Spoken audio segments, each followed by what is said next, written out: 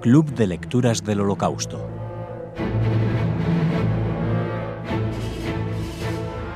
Es una alegría siempre que los del Club de Lecturas del Holocausto nos permitan participar de estos encuentros que conectan la lectura de libros de literatura holocáustica con los comentarios de los participantes. En este caso nos acompaña Gemma Alonso Marín. Hola, Gemma. Hola, buenas tardes. Y Javier Fernández Aparicio. Hola, Javi. ¿Qué tal, Raquel? Buenas tardes. Echamos de menos al otro Javi, le mandamos un saludo desde aquí. Sí, dentro de poco estará aquí con nosotros. Exacto, le mandamos muchos besos justo antes de empezar a hablar de este libro, Diario de un desesperado, que firma Friedrich Reck. Es un diario en primera persona. Gemma, ¿qué comentarios has suscitado en el club? Bueno, pues el libro... Perdona, que he dicho una tontería, lo de diario en primera persona es muy tonto, pero bueno, que es un ¿no? testimonio en primera persona. Sí, se ha entendido. No pasa nada. Bueno, el libro, al principio, Javier Quevedo nos hizo una introducción o sea, que incluso Javier Marías lo había nombrado en algún artículo diciendo que como este libro no se había reeditado recientemente y en su momento la poca difusión que tuvo, ¿no? Y es decir, el libro nos gustó mucho. El problema lo hablaba con un compañero de la tertulia ahora, que él hace muchísimas alusiones históricas permanentemente y desde el punto de vista de la prosa del libro, pues te puede parecer un poco como deslavazado, ¿no? Que te resultaba difícil un poco seguir a veces las notas, porque claro, él se nota que va escribiendo, porque como se sabía que iba escribiendo poco a poco y escondía el rollo en el jardín, y sí que puede parecer que es todo como un poco impreciso, ¿no?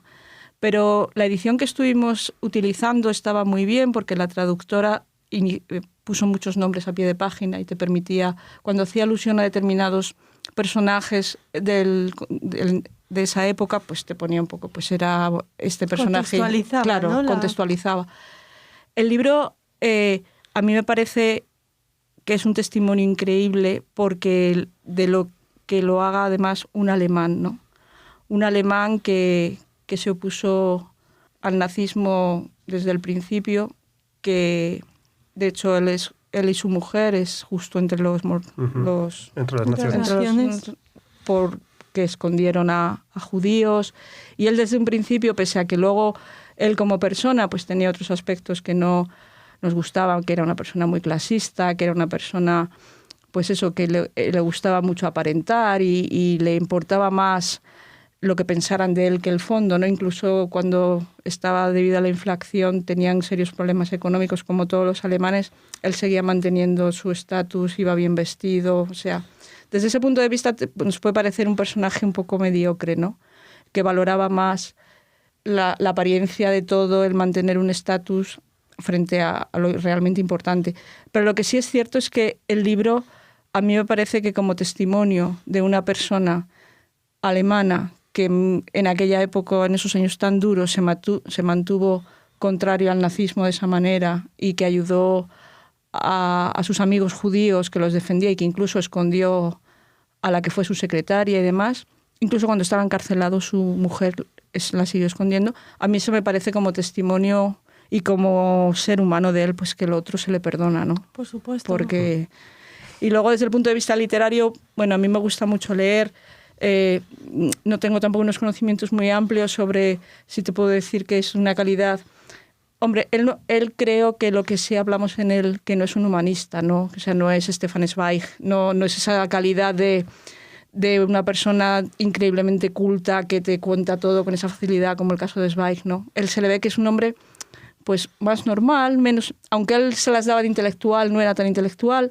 Pero bueno, yo creo que el libro está muy bien que sea un testimonio de un alemán que se mofaba de Hitler abiertamente, que ponía todos los puntos sobre las íes en el sentido de decir todo es apariencia, pero en el fondo son todos unos fantoches, son gente y que lo que sí me gustaba mucho, que recuerdo que eso sí, que esta actitud que él tenía de que tanto le importaba la apariencia, él decía que su olfato le sirvió para saber que los nazis iban a hacer lo que iban a hacer. Claro, se reconocía... Claro, sí. él, esto que siempre... Esa impostura, ¿no? Claro, esto que siempre... Lo que él decía que en lo que se equivocó fue en pensar en que llegaran a ser tan crueles y tan miserables, ¿no? Que pudieran llegar a ese nivel de maldad.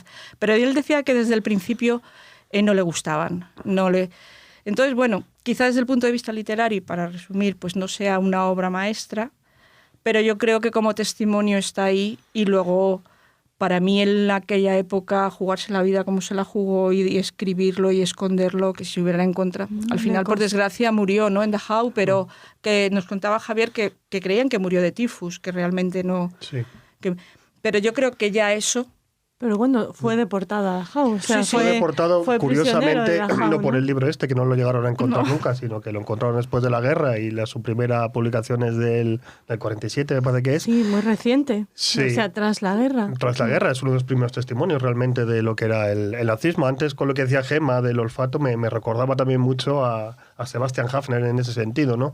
Gente que lo tenía todo para engrosar las filas del nazismo, para, bueno, ser un poco sobornadas por el nazismo, y que sin embargo optaron por en el caso de Haffner, exiliarse, en el caso de Reck, que nos ocupa, bueno, pues para hacer una posición interna, callada, porque tampoco fue una posición frontal ni una posición callada, pero que le costó la vida.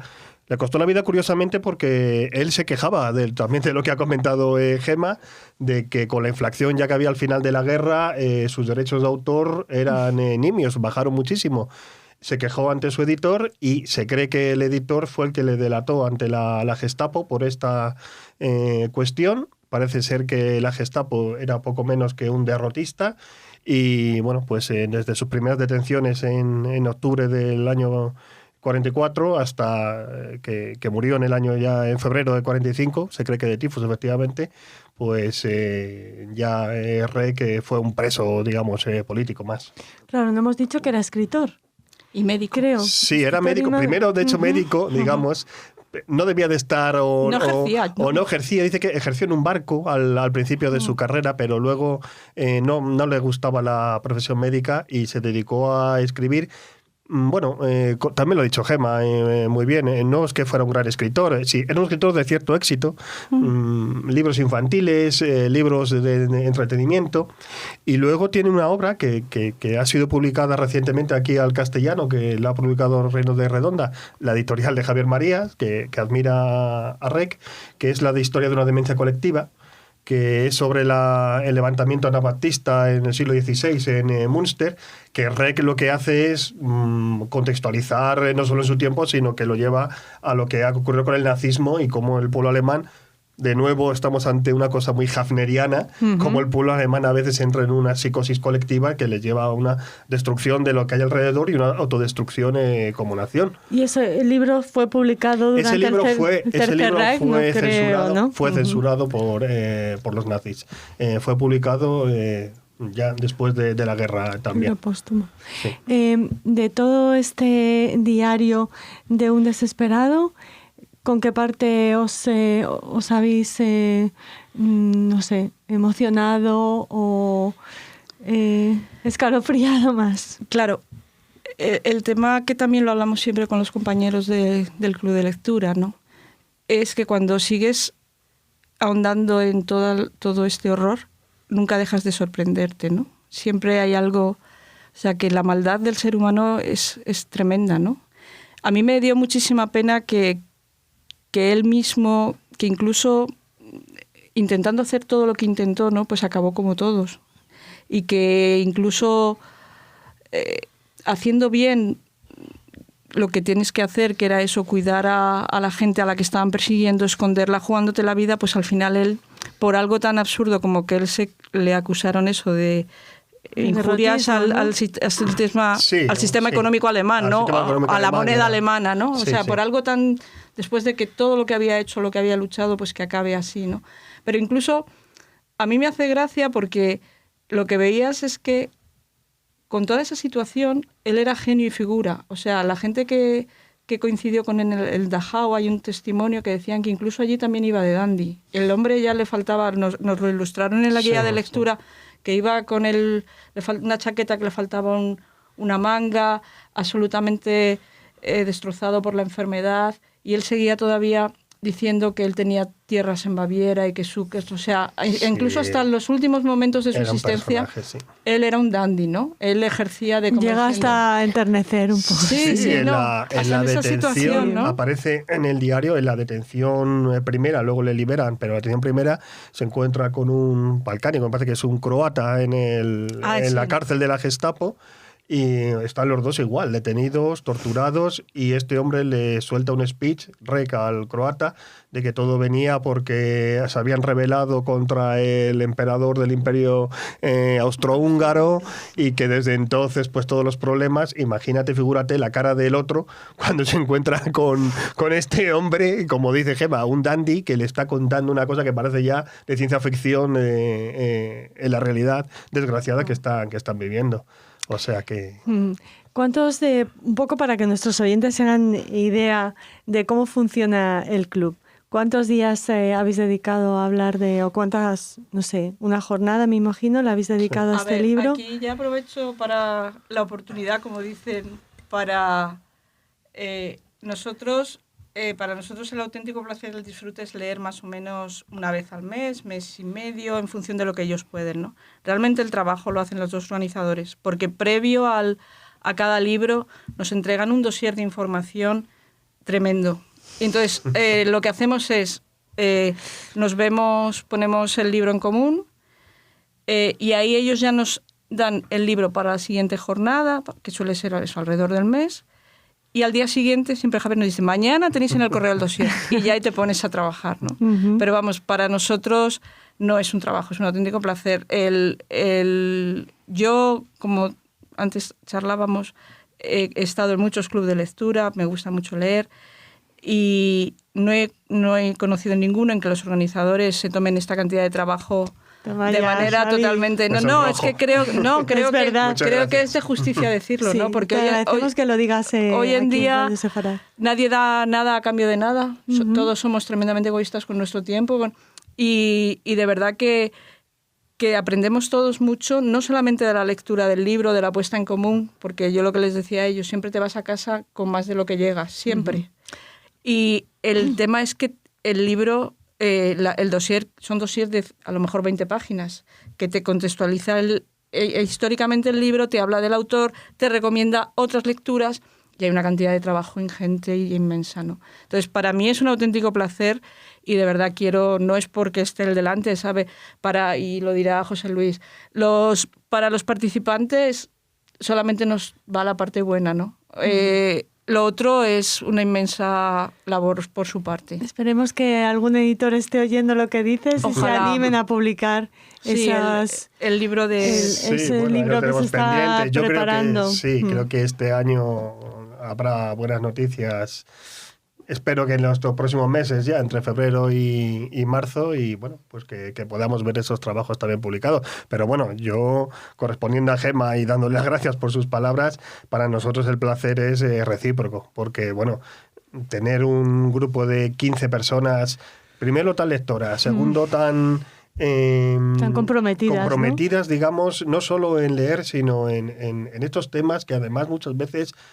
Y lo estamos viviendo en estos tiempos, a ver lo que hablas, a ver lo que dices y tal. No, aquí la gente se expresa libremente.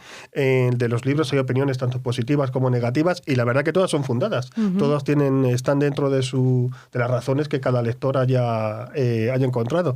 Con lo cual, cuando acaba cada reunión, además, elaboramos un pequeño listado precisamente de esas impresiones sobre el libro, y hay veces que te das cuenta y dices, madre mía, si me faltan hojas todavía para poner uh-huh. en común lo que hemos hablado, ¿no? O sea, y encima tienes la amabilidad de venir a Radio Sefarata a contárnoslo ya. Por lo menos yo lo que creo, y no quiero robarte más tiempo, es que lo que nos une a todos es un inmenso interés porque esto no quede en el olvido, ¿no? Creo que tenemos una obligación moral de que un episodio como el Holocausto no se repita jamás, y que quede constancia de que esto pasó. Y independientemente de las opiniones de cada uno, que como bien dice Javier, no siempre estamos de acuerdo, incluso a veces, lo digo siempre, cuando llegas a casa te apetecería volver a leer el libro porque han hecho llamadas. Tanto, claro. Ves que otro compañero ha hecho una alusión a algo y dices, espera, pues yo esto no lo había observado, ¿no? Entonces, lo que independientemente, ya te digo, que tengamos opiniones muy dispares y el tema es delicado porque lo que dice Javier, hay que tener cuidado, ¿no? Y lo que todo el mundo está de acuerdo es que un club como este tiene que seguir y tenemos que dejar patente, y ojalá el libro se publique y eso quede y debería estar en los institutos y en sitios así, porque a mí lo que me asusta es que este tipo de cosas caigan en el olvido, ¿no? Gemma, cuando hablabas antes de que eras habitual de los clubes de lectura, mi pregunta iba a ser esa: ¿por qué te acercas a este en concreto? Me la acabas de responder, así que tengo tiempo de hacerte otra. Hablabas de lo que nos cuesta encontrar tiempo para por ejemplo, la lectura. ¿Cuándo lees tú? Y si este libro te ha conseguido trasladar al Tercer Reich. Yo intento leer todos los días por lo menos un par de horas. Por circunstancias personales no puedo trabajar, tengo una enfermedad crónica, lo cual tampoco me deja leer siempre porque hay días que estoy peor y no puedo, pero bueno, en general intento leer antes de irme a dormir, me acuesto un poco antes y me gusta mucho leer. Este libro, a veces por el tema de lo que antes te hacía alusión, de que hacía tantas reseñas históricas, a veces estábamos todos diciendo, alguna compañera que es muy graciosa cuando se expresa, Concha, decía, es que a mí me pareció pesadísimo este señor. Y es una señora muy leída, una señora con una capacidad, o sea, que no es una señora que precisamente no está acostumbrada a leer, pero era cierto que este libro, quizá por eso, ¿no? Porque no es una prosa tan cuidada, porque a veces resultaba un poco pesado y sobre todo hacía mucha alusión a cosas que no conocías, ¿no? Pero bueno, con todo y con eso, también un club de lectura es eso, es obligarte, es conocer obras que aunque no te gusten, pues si no las hubieras conocido, e incluso pues llegar allí y decir abiertamente, aquí como dice Javier, todo el mundo dice, pues este libro, este señor me ha resultado pesadísimo, o a mí no me creo nada de lo que cuenta porque es como muy... Pero incluso eso, aunque discrepes, aprendes, siempre se aprende. Y bueno, creo que es lo que hay que quedar. Y si encima es eso, aprendes de algo que yo de verdad a todo el mundo que conozco, porque claro, cuando dices, estoy en un club de lectura del Holocausto, lo primero es que todo el mundo dice, jolín, qué humor, ¿no? Qué ganas, ¿no? Y claro, cuando le digo, no, vamos a ver, creo que también sobre la gente eso es muy importante que sepan que el Holocausto fueron muchas cosas, no solo alguna película que nos han puesto ahí, ¿no? Y en este club, a lo largo de los diferentes libros, ves la historia de gente en Polonia, de gente en Rumanía, por supuesto todo lo que pasó en Alemania, pero luego también muchos puntos de vista que nunca te paras a pensar, ¿no? Y en ese aspecto yo creo que como documento es vital, porque un alemán que tenía todo para no vivir bien, yo creo que en aquella época nadie vivió bien, ¿no? Pero el haber mirado hacia otro lado y seguir y que lo haya puesto por escrito, pues yo creo que es como para añadir. Entonces ojalá ese libro salga y yo de verdad es que este tema lo pondría en muchos institutos, haría como un seminario, como algo fácil para los jóvenes, pero que sepan que esto pasó, que fue así, que igual que ahora hay mucha gente con lo de la Tierra plana, es increíble que todavía haya gente que siga negando que esto pasó, y creo que esto es muy importante. Y ya te digo, con ellos es un auténtico placer. Bueno, como el que sentimos nosotros cada vez que venís, nos visitáis, os lo agradecemos muchísimo. Un saludo a todos los miembros del club y muchísimas gracias por haber venido hasta aquí para hablarnos de Diario de un Desesperado. Muchas gracias, Raquel, gracias.